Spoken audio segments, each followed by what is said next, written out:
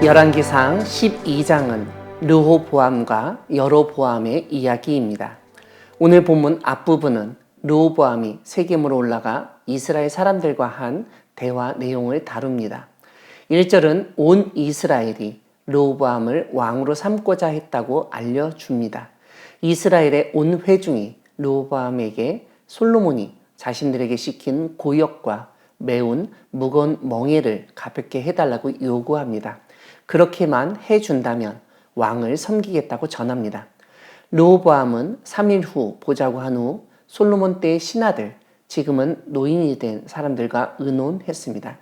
이 신하들은 그들을 섬기고 좋은 말로 대답하여 이르시면 그들이 영원히 왕의 종이 되리이다 라고 조언합니다. 하지만 르호보암은 이들의 자문을 버리고 자기와 함께 자라난 어린 사람들과 의논한 대로 내 아버지는 채찍으로 너희를 징계하였으나 나는 전갈 채찍으로 너희를 징계하리라고 말했습니다. 이처럼 포악한 말로 대답했기 때문에 온 이스라엘은 우리가 다윗과 무슨 관계가 있느냐, 이새의 아들에게서 받을 유산이 없도다 하면서 자신들의 장막으로 돌아갔습니다. 유다 성읍에서 왕이 된 르호보암이 역군 감독 아도람을 보냈는데 온 이스라엘이 그를 돌로 쳐 죽였습니다. 이로 인해서 이스라엘이 다윗의 집을 배반하였다고 알려줍니다. 그뿐만 아니라 온 이스라엘은 여로보암을 이스라엘의 왕으로 삼았습니다. 결국 르호보암은 유다 온 족속과 베냐민 지파를 모았는데 18만 명이었습니다. 이때 하나님의 사람 스마야가 전쟁을 하지 말라는 하나님의 말씀을 전하여 전쟁이 일어나지 않았습니다. 오늘 본문 뒷부분은 여로보암이 행한 일을 알려줍니다. 여로보암은 에브라임 산지에 세겜을 건축하여 살았고 또한 브느엘도 건축했습니다. 이런 가운데 여로보암은 이스라엘 사람들이 예루살렘에 있는 성전에 제사를 드리고자 올라가면 자신을 죽이고 르호보암에게 돌아갈 것이라고 염려했습니다. 그래서 사람들이 예루살렘에 올라가지 않도록 두 금 송아지를 만들고 하나는 베델에 두고 하나는 단에 두었습니다. 이와 함께 산당들을 짓고 레위 자손이 아닌 보통 백성으로 제사장을 삼았습니다. 또한 그가 자기 마음대로 정한 달, 곧 8월 15일을 이스라엘 자손을 위하여 절기로 정하고 베델에 쌓은 제단에 올라가서 분향했습니다.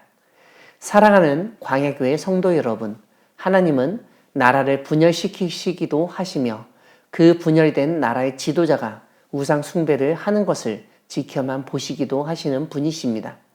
오늘 본문에서 르호보암은 아버지 솔로몬 때의 신하들, 즉 원로들의 말을 듣지 않고 자신과 함께 자라난 어린 신하들의 말만 듣고 그대로 이스라엘 사람들에게 전했습니다.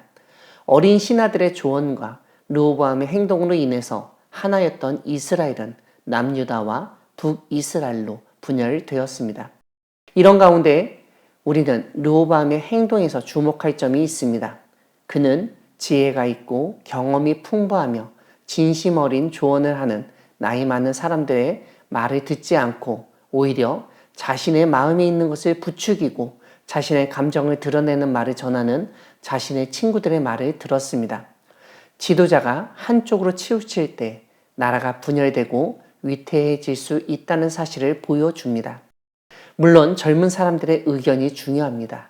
하지만 그에 못지않게 경험과 지식이 풍부하고 하나님의 지혜가 있는 어르신의 말씀을 듣는 것도 중요합니다.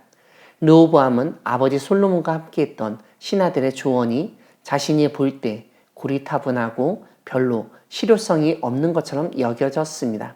그래서 그 원로들의 조언을 물리치고 자신과 함께 자란 어린 신하들의 말을 그대로 따랐습니다. 하지만 솔로몬은 하나님이 주신 지혜로 다스리던 왕이었고 그런 왕 밑에서 일했던 신하들 역시 하나님의 지혜가 있거나 어느 정도 익숙하였다는 사실을 인정했어야 합니다. 하지만 르호보암은 그렇게 하지 않았습니다. 결국 이러한 일 때문에 나라가 분열됐습니다.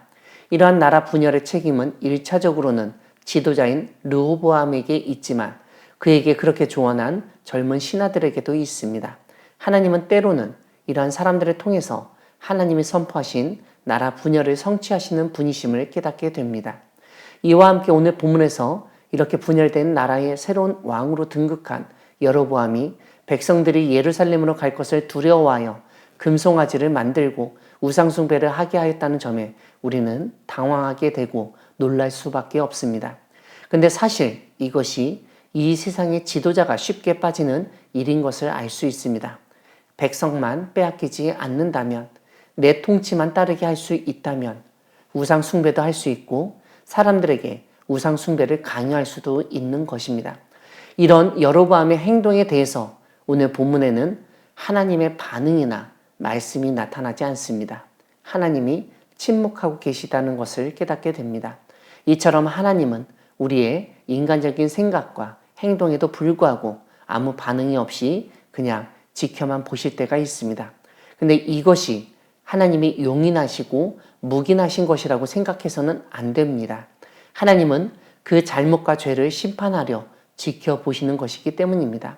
결국 때가 되면 하나님의 뜻대로 심판하십니다.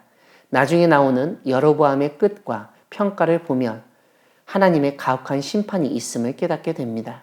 그러므로 당장 하나님의 정의로운 심판이 없다고 허용하셨거나 묵인하신다고 너무 쉽게 판단하지 마시기 바랍니다.